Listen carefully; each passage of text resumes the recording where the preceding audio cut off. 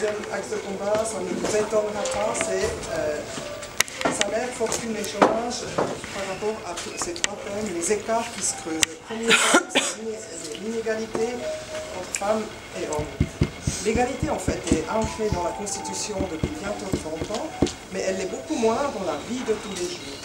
Signe le plus flagrant de l'inégalité, c'est la différence des salaires entre les sexes qui se creuse à nouveau. À Genève, de 7,8% en 2006 à 9,6% en 2008.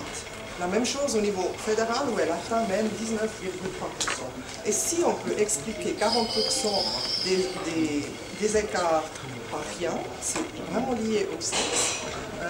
Le reste est surtout dû à la dévalorisation des métiers dits féminins. Parmi ceux-ci, les professions médicales, sociales, pédagogiques, celles en lien avec le nettoyage, l'hygiène et les soins. Or, une étude anglaise a montré que ces métiers sont sous-payés. Prenez par exemple le travail de l'éducatrice de la petite enfance. Même sous l'angle purement économique, il a une valeur importante. Car l'existence de structures de garde d'enfants permet aux parents d'une part d'exercer une profession, d'où des recettes fiscales supplémentaires. Et les enfants bien pris en charge s'intègrent mieux et coûteront donc moins cher à la collectivité. Et ça sera vraiment une mesure d'intégration beaucoup plus importante que ce qu'on milieu populiste propose. Au final, pour 1,70 franc investi, la société reçoit 16 francs en retour. Avec d'autres, les socialistes sont à l'origine d'une initiative pour une véritable politique d'accueil de la petite enfance qui veut offrir aux femmes et aux hommes la possibilité de conjuguer famille et profession. Et pour ma part, j'ai demandé au Conseil fédéral quelles mesures d'incitation il comprend pour que l'égalité salariale devienne réalité. Ça, c'est ma dernière proposition, j'en ai fait déjà depuis les 8 ans que je suis au Conseil national plusieurs. Malheureusement, souvent, les gens ils affirment la bouche en cœur, oui, on veut l'égalité, puis il faut encore demander des mesures concrètes, la loi, elle refuse. Mais l'inégalité économique n'est pas seulement fonction du sexe. Comme dans le reste de la Suisse, et comme l'a dit aussi notre président, l'écart entre les riches et les pauvres se creuse à Genève.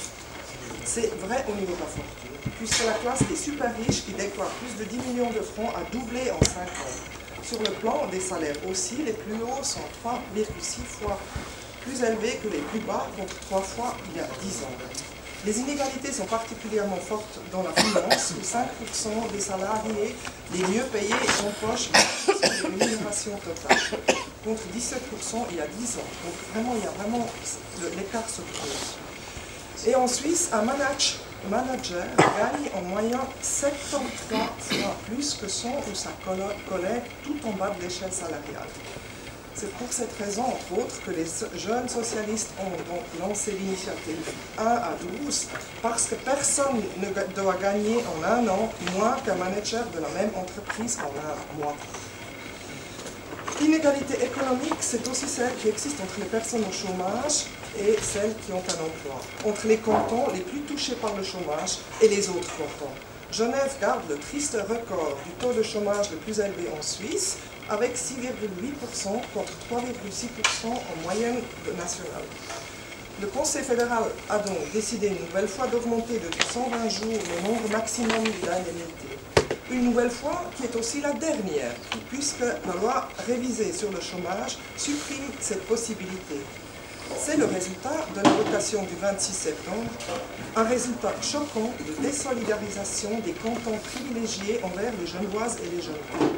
Les socialistes, eux, proposent des solutions solidaires pour une assurance chômage solide, telles que le déplafonnement des cotisations. Notre initiative KIL permettra, quant à elle, de créer 100 000 emplois en dopant les énergies renouvelables. Pour conclure et boucler la boucle, sachez que les femmes forment l'une des catégories de la population qui a le plus de risques d'être pauvres et qu'elles connaissent plus de chômage que les hommes. Comme quoi, bien souvent, les inégalités s'accumulent au détriment des mêmes personnes. C'est contre cette injustice et pour ces personnes défavorisées, votre voisin, votre cousine, vous-même, que nous, socialistes, nous engageons et agissons. Merci Maria.